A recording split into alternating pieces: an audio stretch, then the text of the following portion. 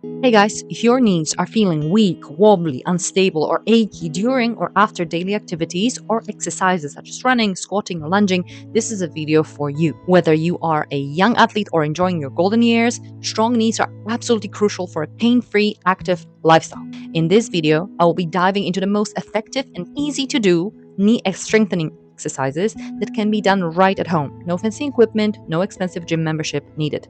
Let's dive right in. First drill I would recommend to do every day, and those are ankle mobility exercises. This particular drill, controlled articular rotations, it involves basically taking your ankle through its full range of motion with dorsiflexion and plantar flexion. So toes towards you, toes pointed to ceiling, and you go in circles a few times each way.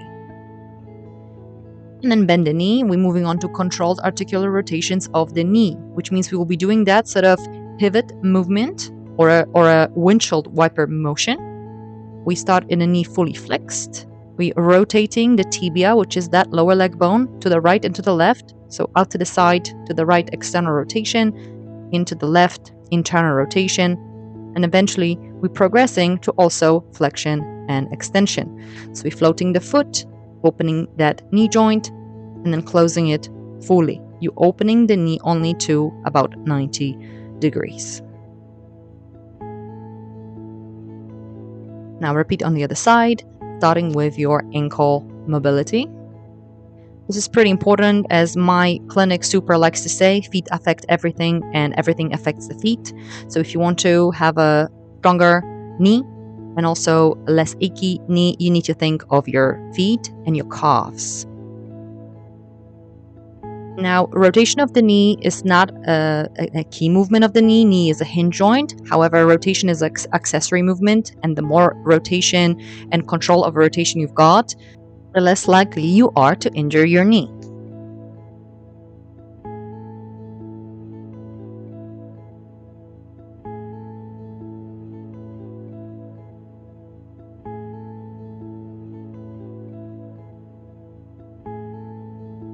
Next drill is shoulder bridge. However, in this variation, we're focusing on the hamstrings.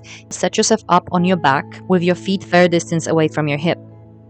You'll be pressing your heels down towards the ground, like you're trying to pull your heels up to your sit bones, which will create like a hamstring curl action where you're trying to activate the back of your thighs. Press and hold this contraction for 3 to 5 seconds.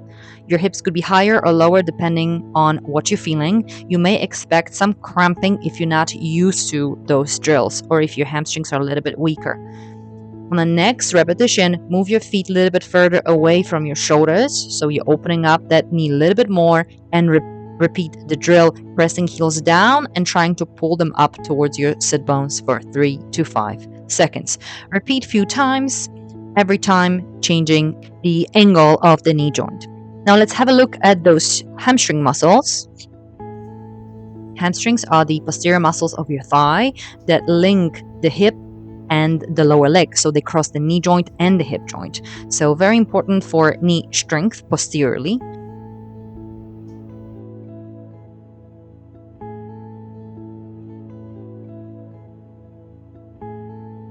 Next drill, I call it strict sit back.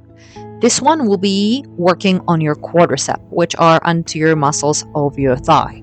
So you basically start seated, sit on your heels if that's okay for your ankles. If not, try this variation with the little cushion below the front of your ankles. I call it strict because I would like you to maintain a really neutral lower back. In fact, your whole torso and head and neck stay in a vertical position. So we're really loading anterior thigh and especially that area slightly above the knee.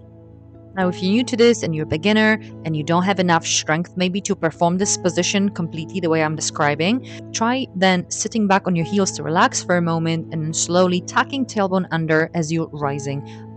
However, if you want to progress, then play with the tempo of the exercise. Lower down very slowly and just ever so slightly touch your heels with your sit bones, but don't relax completely. Let your quads work full time, all the time, from the beginning to the end of the movement.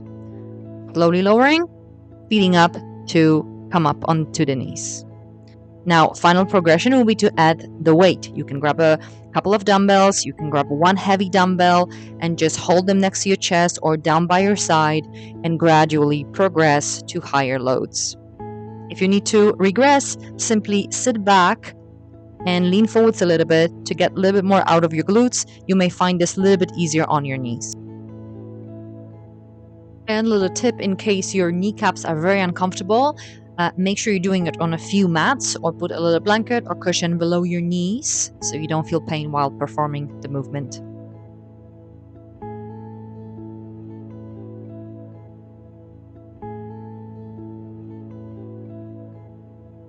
Into the next one, step down, step up as I call it, and we will be working on the quad muscles with goal in mind of correct tracking of the patella or kneecap. The key muscle responsible for this is vastus medialis obliquus, which is like a little teardrop muscle on the inside and above the kneecap.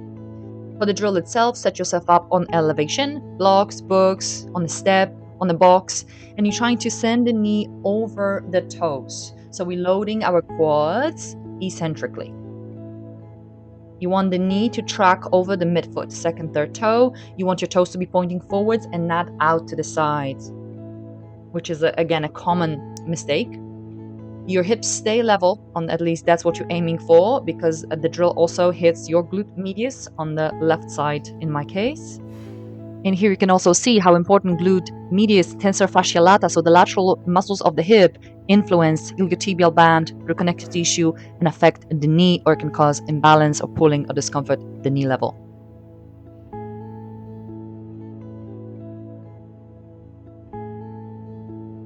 While the right leg is just there in front of me, slightly flexed in the hip, so then I can touch the ground with my heel, touch, hold, and then push with my left foot. My left hip stays above my ankle, so I'm not leaning forwards, I'm not doing a pistol squat. This is purely movement imitating going down the stairs. Again, start with a little elevation. I start my clients usually or typically on the floor first, checking how the balance is. You can hold on to a wall and then you can progress to higher elevation and also doing it as a balance and equilibrium practice. And here I'm changing legs. So as you can see, that left leg is staying at the same level. I'm not doing any hip flexion on the left side. I'm not trying to lift my left leg. I am keeping that load on my right side. I'm on a soft block, so it's making it a little bit harder.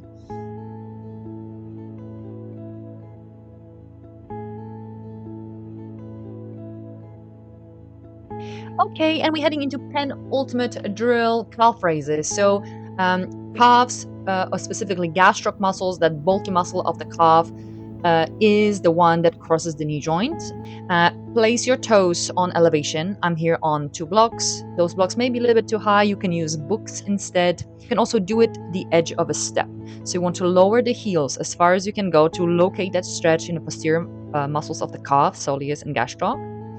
And if you're comfortable with that, progress to singles. So I'm doing single lifts on my left foot. And I'm keeping my left knee straight so then I can really target my gastroc specifically. Because soleus, the deeper muscles, do not cross the knee. And I'm pushing through the whole sole of the foot, including the amount of the big toe itself as well. And then I'm progressing to little pulses at the top. I find like this is a really nice finisher for this movement. I do 4 little pulses and I descend. So I've got eccentric and concentric loading of the calf. 4 rounds of 4 pulses. That gets pretty burny after that.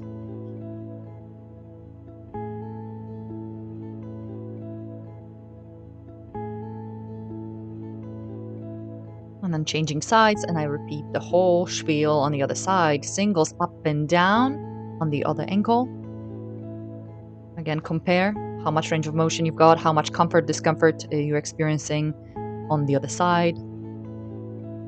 Now we'll go through the same progression to pulses afterwards. I'm not going through all 4 rounds of pulses here, so please pause and do your drill. Now we'll move on to the next one.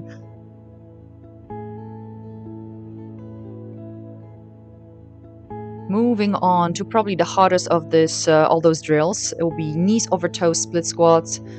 This one may require certain modifications, like putting the front foot, in this my case right foot, on a higher surface, chair, full of blocks, and you can also cushion your left knee. You may not be able to go as far as I'm going here, maybe because of restriction in your right ankle or right knee or left hip. But see if you can imitate the position, trying to drive your knee forwards over the toes, ahead of the toes. If you're building up, it's okay if the heel lifts a little bit as you're starting this position. So I'm going to push front foot down and back off. So I'm showing you level 1, which I'm pretty sure everyone can do. And we're trying to here stay with the tailbone tucked under. So I'm locating a stretch through the front of my left hip. And then the right leg starts getting loaded, right? The quads getting loaded, the glute medius, glute max get loaded, and also your calves. So level 1, level 2, you progress by lifting all the way up. Notice my back heel is elevated. You can even lift it higher if you can. And then we come down, tracking that knee over the toes, going forwards. Okay, so again, look at the back foot. You don't want the foot to be too far or too close. And another repetition. Feet stay like train tracks, right? So right foot in line with right hip, left foot in line with left hip, so you don't feel very wobbly. A wider stance widthwise if you need a little more stability. Maybe hold on to a wall or table. And again, take a deep breath in, and then on the exhale, I would push down and get that effort up against the gravity. Inhale the top, slowly coming down. I like to pause to, again, locate the stretch and prepare for the big push. Going over to the other side. Again, compare. This may feel differently because of the ankle or knee or the opposite hip. Just holding position like this will be enough to begin with. Be mindful of your lower back. Maybe you need to lean forwards a little bit, and that will be your drill. If you tuck in tailbone under, that psoas stretch, the hip flexor stretch on the right side, will be more intense. Back foot, toes tucked under, maybe cushion below the right knee. Give yourself time. And then we move on to level 1, keeping the back knee on the ground. And moving backwards and forwards. Inhale, prepare, keeping those hips square. You're facing the wall in front of you. You don't want to turn. Legs stay on those train tracks. Maybe that's all you're doing, just staying low, practicing the pushing, trying to strengthen the quads and glutes on the left side. Progression, again, we rise up. Notice again the back heel. If the back heel is sinking, it will be really hard to go down into that split squat. It's not absolutely necessary to go all the way down. Remember, this is a process. This is full version really of the movement.